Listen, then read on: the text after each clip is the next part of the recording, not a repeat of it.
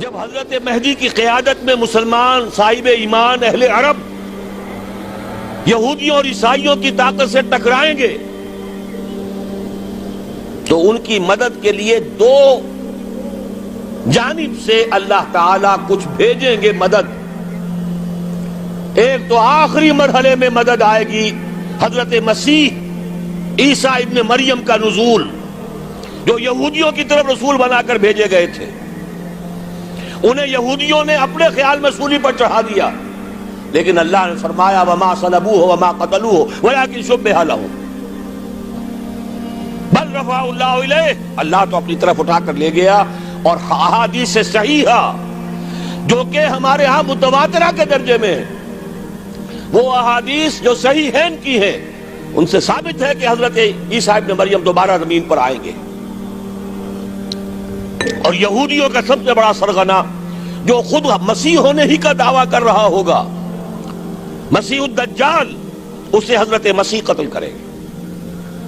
لیکن ایک دوسری حدیث سے معلوم ہوتا ہے کہ مشرق سے فوجیں آئیں گی حضرت مہدی کی مدد کے لیے. یخرجون ناس من المشرق یؤدون للمہدی یعنی سلطانہ.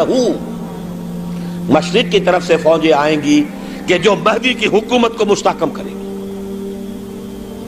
خراسان کا لفظ آتا ہے ایک دوسری حدیث میں.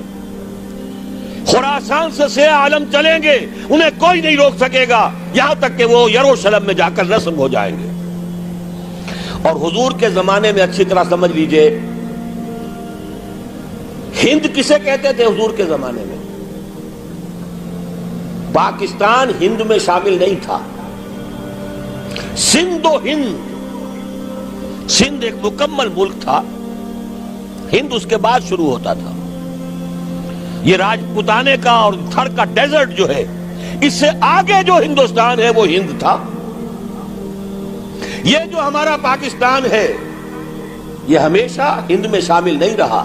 حضور کے زمانے میں بالخصوص سندھ و ہند، دریائے سندھ چلا آ رہا ہے.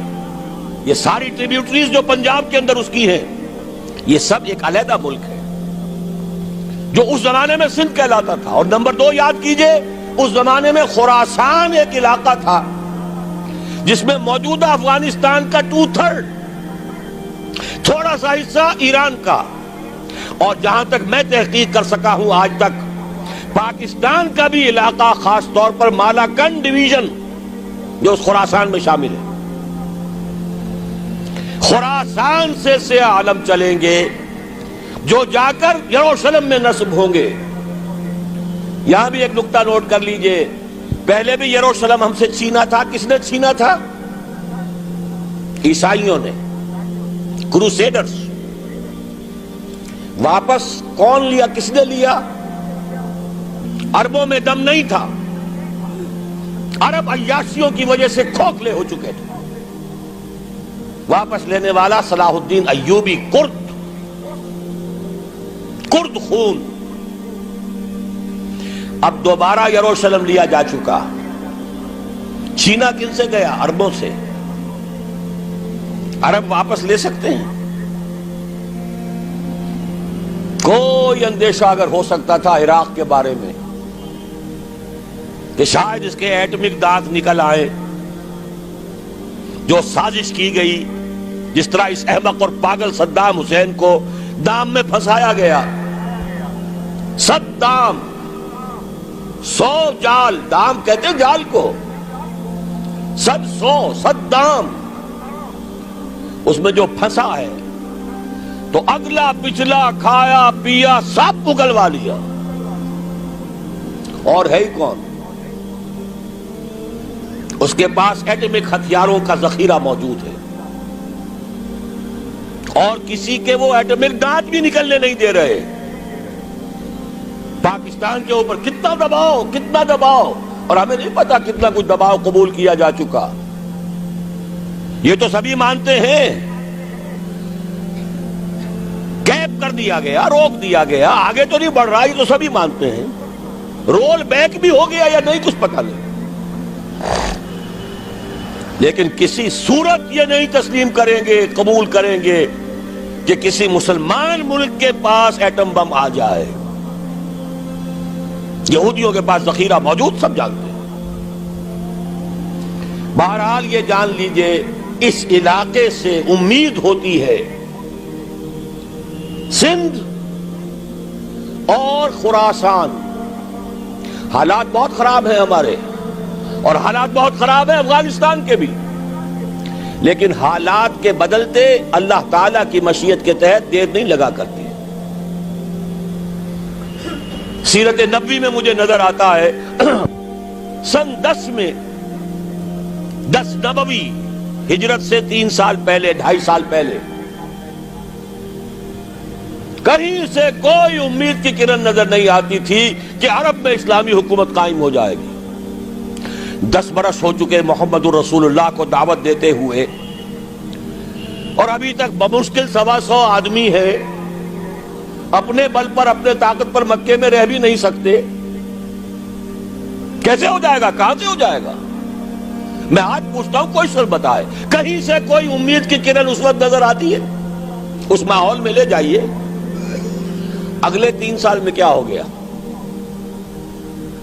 پہلے سال 6، اگلے سال 12، اس سے اگلے سال 72، اور بیعت عقبہ ثانیہ ہجرت، اور وہاں سے اب حضور کی طرف سے انیشیٹ شروع ہو گیا، انیشیٹو. تو ہم نہیں کہہ سکتے اللہ تعالیٰ کی قدرت، اللہ کی مشیت. یہ یقین ہے کہ دنیا کے خاتمے سے پہلے نظام خلافت قائم ہوگا، اور تمام دنیا میں ہوگا. ظاہر ہے کہیں پہلے کسی ایک جگہ سے ہوگا، جیسے حضور کے زمانے میں ہوا. اگر بیک وقت پوری دنیا میں ہو سکتا تو حضور کے دست مبارک سے ہوتا. اگر حضور کے دست مبارک سے بھی ایک ملک میں ہوا، جزیرہ نما عرب میں ہوا، پھر حضور کے امتی ہیں نا، ابو بکر ہیں، عمر ہے، عثمان ہے، صحابہ کرام کی فوجیں نکلی ہیں، امتی ہیں. امتیوں کے ہاتھوں اس کی توسیع ہوئی. اب بھی یہی ہوگا، کسی ایک علاقے میں ہوگا. میرا گمان ہے، میں یہ یقین سے نہیں کہہ سکتا. گمان بھی میرا ان احادیث کی روشنی میں ہے جو میں نے آپ کو بتا دی اور موجود ہے اس کتابچے کے اندر. علامہ اقبال نے بھی انہی کے حوالے سے کئی کہا ہے، میرے عرب کو آئی ٹھنڈی ہوا جہاں سے، میرا وطن وہی ہے، میرا وطن وہی ہے. اس علاقے سے کچھ ہونے والا ہے اور ہوگا انشاءاللہ. میری زندگی میں نہ ہو، آپ کی زندگی میں نہ ہو، کوئی پرواہ نہیں. حضرت حمزہ تو شہید ہو گئے غزوہ احد میں. 5 سال کے بعد حضور مکے میں داخل ہوئے ہیں فاتح کی حیثیت سے. حضرت حمزہ کی نگاہوں نے، ان آنکھوں نے تو نہیں دیکھا، عالم ارواح میں اللہ نے کیا مشاہدہ کرایا ہوگا انہیں، وہ تو ہمیں معلوم نہیں. بعض صحابہ شہید کر دیے گئے مکے ہی میں. بہت بڑی کامیابی. اپنی جان لگا دیں، اپنے آپ کو کھپا دیں، اپنے آپ کو مٹا دیں. جس طرح روڑی کوٹ کر بنیادوں میں بھر دی جاتی ہے، ہماری ہڈیوں کا چورا بنا کر اور ہمارے خون کے اندر اسے گوندھ کر اگر وہاں ڈال دیا جائے، اس سے بڑی سعادت کوئی نہیں. اس پر تعمیر ہو خلافت علی منہاج النبوہ کی، ہم اس کی بنیاد کے اندر دفن ہو جائیں، یہی بہت بڑی سعادت ہے. لیکن یہ ہوگا. میں نے عرض کیا تھا کہ یقین ہے مجھے کہ ہوگا، اور ہر صاحب ایمان کو یقین ہونا چاہیے کہ ہوگا. باقی یہ کہ یہ آثار ہیں اور احادیث بھی ہیں، اور 400 برس کی تاریخ بھی بتاتی ہے کہ یہیں سے ہوگا. 1000 برس تک سارے مجددین امت عالم عرب میں پیدا ہوئے. 11ویں صدی کا مجدد اعظم شیخ احمد سرہندی کہاں دفن ہے؟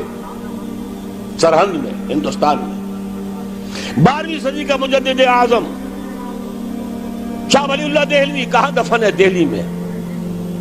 13ویں صدی کا مجدد اعظم سید احمد بریلوی، ان کی تو قبر بھی معلوم نہیں، لیکن ان کا خون جذب ہوا دریائے کنہار میں، اور ان کے سینکڑوں ساتھیوں کی لاشیں اس بالا کوٹ کے مقام پر. 14ویں صدی کے مجدد اعظم شیخ الہند، لیکن ان کے ساتھ ساتھ اتنے اعظم رجال علامہ اقبال جیسا مفکر، مولانا مودودی جیسا مصنف، مولانا الیاس جیسا مبلغ کہیں اور ہمیں دکھا دیجئے آپ۔ میں کل کہیں عرض کر رہا تھا، دیکھیے پہلے جو ہے 1000 برس تک ہر خیر ہندوستان میں باہر سے آ رہا تھا۔ معین الدین اجمیری باہر سے آ رہے ہیں،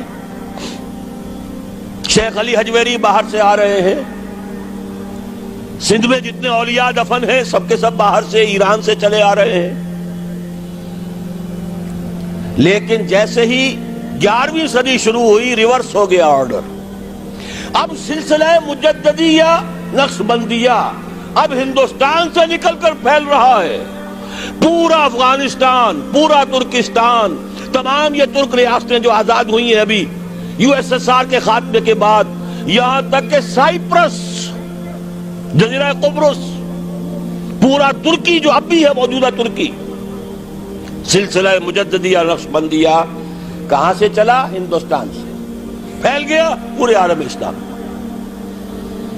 مفکر، علماء دین اور تمام علوم دینی کا مجدد شاہ ولی اللہ دہلوی، خالص ترین جہاد فی سبیل اللہ دور صحابہ کے بعد جماعت مجاہدین جام شہادت نوش کیا، سینکڑوں ہمارے مجاہدین۔ پھر 14ویں صدی میں اقبال جیسا مفکر، مودودی جیسا، دوبارہ دوہرا رہا ہوں، مصنف، مولانا الیاس جیسا مبلغ مجھے تو کہیں نظر نہیں آتا۔ تمام مسلمان ممالک آزاد ہوئے، کہیں اسلام کا نام نہیں لگا، نہ سیوکارنوں نے نعرہ لگایا، نہ کہیں کسی اور نے نعرہ لگایا۔ عربوں نے بھی عرب نیشنلزم کا نعرہ لگایا، اسلام کا نعرہ نہیں۔ تحریک پاکستان میں نعرہ لگا، پاکستان کا مطلب کیا؟ لا الہ الا اللہ۔ صبح عرض کر چکا ہوں، تحریک خلافت پوری دنیا میں کہیں نہیں، صرف بر عظیم پاک و ہند میں۔ اور کیسی تحریک خلافت کہ ہندو شریک ہوئے، گاندھی شامل ہوا، پورے ہندوستان کو جس نے گنجا دیا۔ یہ دوسری بات ہے کہ جب خود مصطفیٰ کمال نے ختم کر دیا تو اب کیا کرتے؟ مدعی سست گواہ چست۔ نوٹ کرنے کی بات ہے، کچھ آثار ہیں، 400 سال کی تاریخ ہے، بتا رہی ہے پاکستان کا قیام خود ایک معجزہ۔ یہ ساری چیزیں مشیت ایزدی میں کسی بڑے خیر کا پیش خیمہ ہے۔